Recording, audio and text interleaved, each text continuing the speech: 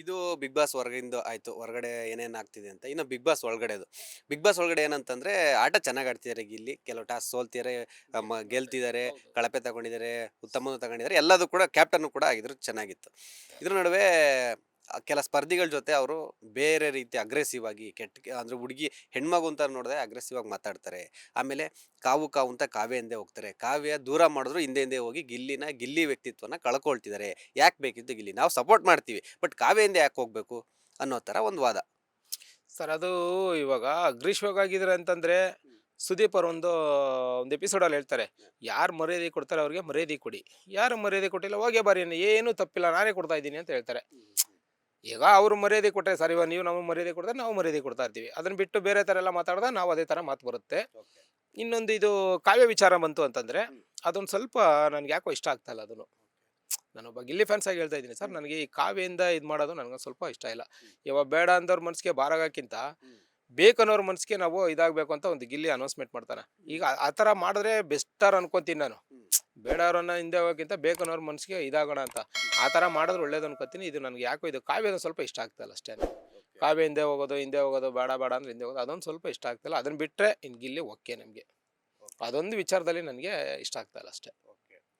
ಇದ್ರ ನಡುವೆ ಇನ್ನೊಂದು ಏನಂತಂದ್ರೆ ಕಳೆದ ಸೀಸನ್ ಆಗಿರ್ಬೋದು, ಕೆಲವು ಈ ಸೀಸನ್ಲೂ ಕೂಡ ರಾಶಿಕದಾಗಿರ್ಬೋದು, ಕಳೆದ ಸೀಸನ್ ಕೆಲವ್ರದ್ದು ಅವರು ಆಕ್ಟ್ ಮಾಡಿರೋಂಥ ಫಿಲಮ್ದು ಒಂದು ಸಾಂಗ್ ಟ್ರೇಲರ್ ಏನೋ ಬಿಡುಗಡೆ ಆದಾಗ ಬಿಗ್ ಬಾಸ್ ಅಲ್ಲೂ ಕೂಡ ಪ್ಲೇ ಮಾಡ್ತಾ ಇದ್ರು. ಬಟ್ ಈ ಸೀಸನ್ ಅಲ್ಲಿ ಈ ಟೈಮಲ್ಲಿ ಡೆವಿಲ್ ಅಲ್ಲಿ ಗಿಲ್ಲಿ ಆಕ್ಟ್ ಮಾಡಿದ್ರು. ಅದೇ ಟೈಮಲ್ಲಿ ರಿಲೀಸ್ ಆಯಿತು. ಸೊ ಅದ್ರದ್ದು ಒಂದು ಸಾಂಗ್ ಆಗಲಿ, ಒಂದು ಗ್ಲಿಂಪ್ಸ್ ಆಗಲಿ, ಒಂದು ಪ್ರೋಮೋ ಆಗಲಿ ಏನು ಕೂಡ ಬಿಗ್ ಬಾಸ್ ಅಲ್ಲಿ ಬಿಡ್ಲಿಲ್ಲ. ಅದು ಒಂದು ಫ್ಯಾನ್ಸ್ ಆಗಿ ಬಿಡ್ಬೋದಾಗಿತ್ತು ಅಂತ ಫ್ಯಾನ್ಸ್ಗಳೇ, ನಿಮ್ಮ ಗಿಲ್ಲಿ ಫ್ಯಾನ್ಸ್ಗಳೇ ಒಂದು ಆಗ್ರಹ ಮಾಡ್ತಿದ್ದಾರೆ. ಸೊ ಇದ್ರ ನಡುವೆ ಏನಾದ್ರು ಬೇರೆ ತರ ಇದೆಯಾ, ಅಥವಾ ಯಾಕೆ ಮಾಡ್ಬೋದಾಗಿತ್ತಲ್ಲ ಅಂತ ಒಂದು. ಅದು ಮಾಡ್ಬೋದಾಗಿತ್ತು. ಏನಲ್ಲಿ ಬಿಗ್ ಬಾಸ್ ಅಲ್ಲಿ ಏನ್ ನಡೀತಿದೆ ಅಂತ ಗೊತ್ತಿಲ್ಲ ನಮಗೂನು. ಇದು ಪ್ಲೇ ಮಾಡ್ಬೋದಾಗಿತ್ತು ಒಂದು ನನ್ನ ಅನಿಸಿಕೆ. ಅದು ಮಾಡ್ಬೇಕಿತ್ತು ಒಂದು ಅವ್ರದ್ದು, ಯಾಕಂದ್ರೆ ಡಿವಿಲ್ ಅಲ್ಲಿ ಮಾಡಿದ್ರು. ಮಾಡ್ಬೇಕಿತ್ತು ಅನಿಸ್ತಾ ಇದೆ. ಅಲ್ಲಿ ಏನ್ ನಡೀತಿದೆ ಒಳಗಡೆ ಗೊತ್ತಿಲ್ವಲ್ಲ ಸರ್ ನಮಗೂನು. ಮಾಡ್ಬೇಕಿತ್ತು, ಒಟ್ನಲ್ಲಿ ಮಾಡಿದ್ರೆ ಇನ್ನೂ ಚೆನ್ನಾಗಿರೋದೇನೋ ಅನ್ಕೋತೀನಿ. ಅಲ್ಲ ಸರ್, ಮಾಡಿದ್ರಂತೂ ಇನ್ನೂ ಸ್ವಲ್ಪ ಗಿಲ್ಲಿ ಫ್ಯಾನ್ಸ್ಗಳು ಇನ್ನೂ ಜಾಸ್ತಿ ಆಗ್ಬಿಟ್ಟಿರ್ತಾ ಇತ್ತು ನಮಗೆ. ಅವರು ಮಾಡಲಿಲ್ಲ. ಅಲ್ಲಿ ಏನಂತ ಗೊತ್ತಿಲ್ಲ, ಒಟ್ನಲ್ಲಿ ಮಾಡಿಲ್ಲ. ಅದೊಂದು ಮಾಡಬೇಕಿತ್ತು. ಅದೊಂದು ಸ್ವಲ್ಪ ಬೇಜಾರು, ಮನಸ್ಸಿಗೆ ಬೇಜಾರಾಗಿದೆ. ಓಕೆ, ಅಂದ್ರೆ ಅಂತಂದ್ರೆ ಗಿಲ್ಲಿ ತರನೇ ಕಾಮಿಡಿ ಮಾಡ್ಕೊಂಡು ಅಥವಾ ಬೇರೆ ತರ ಎಂಟರ್ಟೈನ್ಮೆಂಟ್ ಕೊಡ್ಕೊಂಡು ಬಿಗ್ ಬಾಸ್ ಸೀಸನ್ 11ರಲ್ಲಿ, ಈಗ 11ರಲ್ಲಿ ಸುಮಾರು ಜನ ಇದ್ದಾರೆ. ಬಟ್ ಗಿಲ್ಲಿ ಈ ಸೀಸನ್ ಅಲ್ಲಿ ಸ್ವಲ್ಪ ಎಲ್ಲ ಹೈಪ್ ಕ್ರಿಯೇಟ್ ಮಾಡೋದ್ ಕಾರಣ ಏನಂತಂದ್ರೆ ದರ್ಶನ್ ಅವ್ರ ಫ್ಯಾನ್ಸ್ ಡೆವಿಲಲ್ ಮಾಡ್ದ, ಅದಕ್ಕೆ ಎಲ್ಲರೂ ಕೂಡ ದರ್ಶನ್ ಫ್ಯಾನ್ಸ್ ಸಪೋರ್ಟ್ ಮಾಡ್ತಾರೆ. ಮಾಮೂಲಿ ಗಿಲ್ಲಿ ಫ್ಯಾನ್ಸ್ ಜೊತೆಗೆ ದರ್ಶನ್ ಅವ್ರ ಫ್ಯಾನ್ಸ್ ಎರಡೂ ಸಪೋರ್ಟ್ ಇಂದ ಈ ತರ ಒಂದು ಹೈಪ್ ಕ್ರಿಯೇಟ್ ಆಗಿದೆ ಅನ್ನೋ ತರ ವಾದ ಬರ್ತಿದೆ. ಸರ್ ಇವಾಗ ನೀವು ಹೇಳ್ತೀರಾ ದರ್ಶನಿಂದ ಬಂದರು, ಸುದೀಪಿಂದ ಬಂದರು, ಅವರಿಂದ ಬಂದರು ಅಂತ. ಸರ್ ನಾನು ವಿಷ್ಣುವರ್ಧನ್ ಫ್ಯಾನ್ಸ್ ಅಲ್ವಾ ಸರ್? ಇವಾಗ ನಿಮಗೆ ತೋರಿಸ್ತಾ ಟ್ಯಾಟೂನ.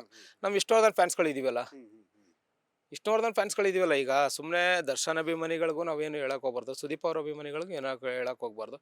ಇವಾಗ ನಾನು ವಿಷ್ಣುವರ್ಧನ್ ಅವ್ರ ಅಭಿಮಾನಿ. ನಾನು ಯಾರ ಅಭಿಮಾನಿನೂ ಅಲ್ಲ ಸರ್, ವಿಷ್ಣುವರ್ಧನ್ ಪಕ್ಕ ಅಭಿಮಾನಿ. ನಾವು ಸಪೋರ್ಟ್ ಮಾಡ್ತಾ ಇದೀವಲ್ಲ.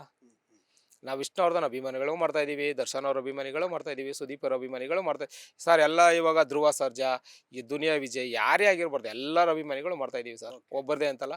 ಇವಾಗ ನೋಡಿ ಯಾವ ಥರ ಅಭಿಮಾನಿ ಲೆಕ್ಕ ನೋಡಕ್ ಹೋದ್ರೆ, ಇವಾಗ ನಮ್ಮ ಕಾಮಿಡಿ ಕಿಂಗ್ ಚಿಕ್ಕಣ್ಣ ಅಂತ ಹೆಸರು ಬಿರುದು ಕೊಟ್ಟಿದ್ದೀವಿ.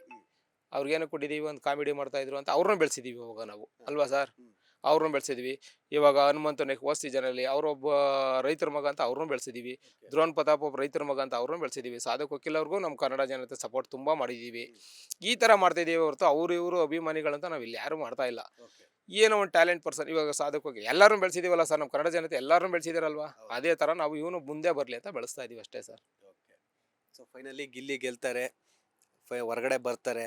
ಸೊ ನಿಮ್ದು ನೆಕ್ಸ್ಟ್ ಪ್ಲಾನ್ ಏನು, ಯಾವ ತರ ಸೆಲೆಬ್ರೇಷನ್ ಇರುತ್ತೆ, ಏನೇನ್ ಮಾಡ್ತೀರಾ ಅಂತ? ಸರ್ ಪ್ಲ್ಯಾನು ಅಂತಂದರೆ ತುಂಬ ಚೆನ್ನಾಗಿ ಮಾಡ್ತೀವಿ ಸರ್. ನಮ್ಮದೊಂದು ಆರ್ ಸಿ ಬಿ ಟೀಮ್ ನಡುತ್ತೆ, ಆರ್ ಸಿ ಬಿ ಫೈನಲ್ ಹೋಯ್ತೀವಿ ಗೊತ್ತಾ, ಆ ಥರ ಮಾಡೇ ಮಾಡ್ತೀವಿ ಸರ್ ನಾವು. ನಮ್ಮ ಮಳವಳ್ಳಿಲಂತೂ 100% ಆಗುತ್ತೆ ಸರ್ ಅದು.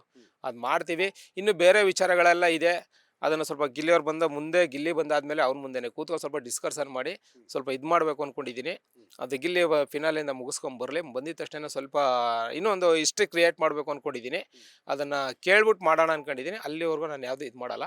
ಕೇಳ್ಬಿಟ್ಟು ಅದನ್ನ ಹಿಸ್ಟ್ರಿ ಕ್ರಿಯೇಟ್ ಮಾಡ್ತೀನಿ ಸರ್. ಇನ್ನೊಂದು ಇವಾಗ ಟ್ಯಾಟೂದು ಹೆಂಗೆ ಹಿಸ್ಟ್ರಿ ಕ್ರಿಯೇಟ್ ಆಯಿತು, ಗಿಲ್ಲಿದು ನೆಕ್ಸ್ಟ್ ಬಂದಿದ್ದ ತಕ್ಷಣ ಅವ್ರ ಹತ್ರ ಡಿಸ್ಕಷನ್ ಮಾಡಿ ಇನ್ನೊಂದು ಹಿಸ್ಟ್ರಿ ಕ್ರಿಯೇಟ್ ಮಾಡ್ತೀನಿ ನಾನು. ಅತಿ ಶೀಘ್ರದಲ್ಲೇ ಮಾಡ್ತೀನಿ.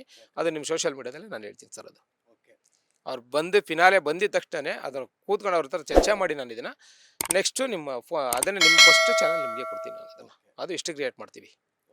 ಸೊ ಇದ್ರ ನಡುವೆ ಇನ್ನೊಂದು ವಿಚಾರ ನೀವು ನೋಡಿರ್ತೀರ ಅನ್ಸುತ್ತೆ, ಇತ್ತೀಚೆಗೆ ಆ, ನಟ ನವರಸ ನಾಯಕ ಜಗ್ಗೇಶ್ ಅವ್ರು ಹೇಳಿರ್ತಾರೆ ಒಂದು ಸ್ಟೇಜಲ್ಲಿ, ಗಿಲ್ಲಿ ಇನ್ನೊಂದು ವರ್ಷದಲ್ಲಿ 4 ಜನ ಬಾಡಿಗಾರ್ಡು, ಒಬ್ರು ಛತ್ರಿ ಹಿಡ್ಕೊಂಡು ನೀನ್ ಹಿಂದೆ ನಿಂತಿರೋ ತರ ಆಗ್ತೀಯ ಅಂತ. ಸೊ ಅವ್ರು ಹೇಳಿದ್ದು ಆಗ್ತಾ ಇದೆ ಅನ್ನೋ ತರ ಎಲ್ಲರೂ ಕೂಡ ಮಾಡ್ತಿದ್ದಾರೆ. ನಿಮ್ಗೇನ್ ಅನ್ಸುತ್ತೆ? ಆಗ್ತಾ ಇದೆ ಅನ್ನೋದಲ್ಲ ಸರ್, ಆಗೋಗ್ಬಿಟ್ಟಿದೆ ಆಲ್ರೆಡಿ, ಆಗೋಗ್ಬಿಟ್ಟಿದೆ. ಮೊನ್ನೆ ಒಂದು ಮೀಡಿಯಾದಲ್ಲಿ ಹೇಳಿದೆ ನಾನು ನಿಮಗೆ, ಸೋಷಿಯಲ್ ಮೀಡಿಯಾದಲ್ಲಿ ಹೇಳಿದೆ ನಾನು ಒಂದು, ಆರ್ ದೇವನವ್ರ ಗುರುಜಿಯವರು ಬಿಗ್ ಬಾಸ್ ಗೆಲ್ಲಲ್ಲ ಗಿಲ್ಲಿ ಅಂತಂದು. ಅದಕ್ಕೆ ನಾನು ಹೇಳ್ದೆ ಆರ್ ದೇವನ ಗುರುಜಿ ದೇವ್ರ ಅಂತ ಅಲ್ವಾ ಸರ್. ಇವಾಗ ಅವ್ರು ಹೇಳಿದ್ರು ಆಗಲ್ಲ ಅಂತ, ಈಗ ಜಗ್ಗೇಶ್ ಸರ್ ಹೇಳಿದ್ರು ಆಯ್ತು ಅಂತ. ಇದು ನಡೀತಾ ಇದೆಯಲ್ವಾ ಸರ್ ಇವಾಗ, ಈಗ ಇವ್ರದ್ದು ಅಂತ ನಡೀತಾ ಇದೆಯಲ್ವಾ. ಅದೇ ಥರ 100% ಈ ಜಗ್ಗೇಶ್ ಅವ್ರು ಹೇಳಿದಂಗೆ 100% ಆಗೇ ಆಯ್ತದೆ. ಇಷ್ಟು ಕ್ರಿಯೇಟ್ ಮಾಡೇ ಮಾಡ್ತಾರೆ ಇದು ಸರ್. ಎಲ್ಲ ದಯವಿಟ್ಟು ಗಿಲ್ಲಿಗೆ ವೋಟ್ ಮಾಡಿ, ಸಪೋರ್ಟ್ ಮಾಡಿ, ಅವ್ನು ಆರೈಸಿ ಬೆಳೆಸಿ, ಕರ್ನಾಟಕ ಜನತೆ ಬೆಳೆಸ್ತೀರಿ ಅಂದ್ಕೊಂಡಿದ್ದೀನಿ. ಎಲ್ಲರಿಗೂ ಮಕರ ಸಂಕ್ರಾಂತಿ ಹಬ್ಬದ ಆರ್ಥಿಕ ಶುಭಾಶಯಗಳು. ಗಿಲ್ಲಿ ಬೆಳೆಸಿ ಸರ್, ಗಿಲ್ಲಿ ವೋಟ್ ಮಾಡಿ ಇವತ್ತು. ಸೊ ನೋಡಿದ್ರಲ್ಲ, ಇದಿಷ್ಟು ಗಿಲ್ಲಿ ಅವರ ಅಪ್ಪಟ ಅಭಿಮಾನಿಯ ಮಾತು. ಗಿಲ್ಲಿ ಒಳಗಡೆ ಸೂಪರ್ ಆಗಿ ಆಟ ಆಡ್ತಿದ್ದಾನೆ, ಎಂಟರ್ಟೈನ್ಮೆಂಟ್ ಕೊಡ್ತಾ ಇದ್ದಾನೆ. ಹೊರಗಡೆ ನಮ್ಮ ಸಪೋರ್ಟ್ ಇದ್ದೇ ಇರುತ್ತೆ. 100% ಕಪ್ ಗೆಲ್ತಾನೆ ಅಂತ ಹೇಳ್ತಾ ಇದ್ದಾರೆ. ಸೊ ನೋಡೋಣ, ಇನ್ನು ಕೆಲವೇ ಕ್ಷಣ ಬಾಕಿ ಇದೆ, ಯಾರು ಕಪ್ ಗೆಲ್ತಾರೆ ಅಂತ. ಆಲ್ ದ ಬೆಸ್ಟ್, ಎಲ್ರಿಗೂ ಒಳ್ಳೇದಾಗಲಿ. ಇದಿಷ್ಟು ಈಗಿನ ಬಿಗ್ ಬಾಸ್ ಅಪ್ಡೇಟ್. ಮುಂದಿನ ವಿಡಿಯೋದಲ್ಲಿ ಮತ್ತಷ್ಟು ಬಿಗ್ ಬಾಸ್ ಅಪ್ಡೇಟ್ ಜೊತೆ ಬಂದೇ ಬರ್ತೀನಿ. ಅಲ್ಲಿವರೆಗೂ ನಮಸ್ಕಾರ. ಲೇಟೆಸ್ಟ್ ಹಾಗೂ ಇಂಟ್ರೆಸ್ಟಿಂಗ್ ಸುದ್ದಿಗಳಿಗಾಗಿ ಬಾಸ್ ಟಿವಿ ಕನ್ನಡ ಚಾನೆಲ್ನ ಸಬ್ಸ್ಕ್ರೈಬ್ ಮಾಡಿ. ಹಾಗೆಯೇ ಬೆಲ್ ಐಕಾನ್ ಪ್ರೆಸ್ ಮಾಡಿ. ಇದರ ಜೊತೆಗೆ ಫೇಸ್ಬುಕ್, ಇನ್ಸ್ಟಾಗ್ರಾಮ್, ಎಕ್ಸ್ನಲ್ಲೂ ಮಿಸ್ ಮಾಡದೆ ಫಾಲೋ ಮಾಡಿ.